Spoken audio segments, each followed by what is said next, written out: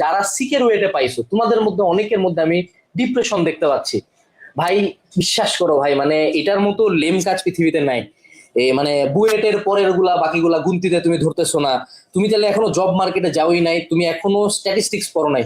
মানে ভাগ দিবা, বুঝছো? রুয়েটের সিট ডিভাইডেড বাই টোটাল সায়েন্সের পরীক্ষার্থী, ভাগ দিলেই বুঝবা যে কোনোটাই কোনো অ্যাঙ্গেলে কম না। বরঞ্চ বরঞ্চ আমার অসংখ্য ফ্রেন্ড আছে, আমরা তো 18 ব্যাচ, আমার সব ব্যাচমেট পাস করছে আমি বাদে। shit, যাই হোক কিছু না। তো ওরা পাশ করে যায়, আমার রুয়েট চুয়েট কুয়েটের অনেক ফ্রেন্ড বিদেশে আছে, ভালো ভালো জায়গায় আছে, খুবই ভালো ক্যারিয়ার করে ফেলছে। আর আমি এখানে মনে করে একটা কোচিং সেন্টার দিয়ে বসছি, ঠিক আছে?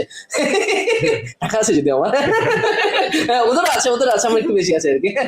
যাই হোক, আইরনি। বাট এটা বিষয় না, বিষয় হলো যে কোনো ইঞ্জিনিয়ারিং বিশ্ববিদ্যালয় কোনো দিক থেকে মানে 1% দিক থেকে কম না। এটা জাস্ট একটা পাবলিক হাইপ, ঠিক আছে? তুমি কালকে কুয়েট চুয়েট রুয়েটকে ঢাকার মধ্যে শিফট করাও ভাই, তুমি দেখবো ওগুলোর ভর্তি পরীক্ষাতে 10 গুণ অটো বাড়ে গেছে, জাস্ট বিকজ অফ দ্য মানে পজিশনটা যে কোন জেলায় আছে। ঠিক আছে, এটা অনেক ডিপেন্ড করে, অনেক ডিপেন্ড করে। তুমি ঢাকার মধ্যে অনেক বিশ্ববিদ্যালয় আছে যাদের হয়তোবা মানে ঢাকার বাইরের কিছু বিশ্ববিদ্যালয়ের কোয়ালিটি ওরকম না, বাট স্টিল এত হাইপ কারণ ঢাকার মধ্যে, যে ঢাকার মধ্যে পড়তে হবে, এটা তোমরা জানো আমরা কার কথা বলতেছি। সো চুয়েট কুয়েট রুয়েট যে কোনো জায়গায় যদি সর্বশেষ ওয়েটিং এর সর্বশেষ সাবজেক্টটা আসে, আলহামদুলিল্লাহ, হ্যাটস অফ। আর আমাদের বুয়েটের ওরিয়েন্টেশনের দিন স্যার একটা কথা বলছিল, আমি জানি না যদিও, শুনছি আর কি। যাই হোক, আইরনি। এরপর একটা স্যার বলছিল যে তোমরা বুয়েটে চান্স পাওয়ার আগে পর্যন্ত বুয়েটের প্রথম, দশম, 15তম, 30তম এগুলো কোচিং সেন্টারের কাছে হইতে পারো।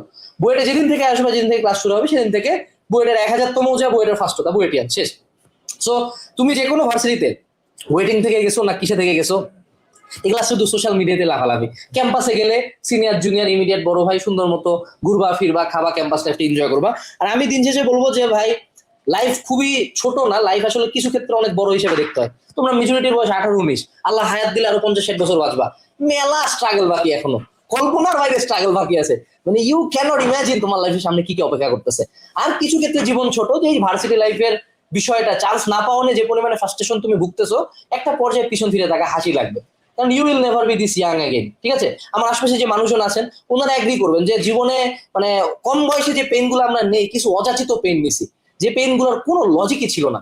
এবং একটা পর্যায়ে তুমি পিছন ফিরে যায় চাইতে যাবা যে জাস্ট তোমার ছোট ভার্সনটাকে এটা বলার জন্য যে ভাই এত পেন নিস না, আমার এগুলো কোনো কাজে লাগবে না। ঠিক আছে,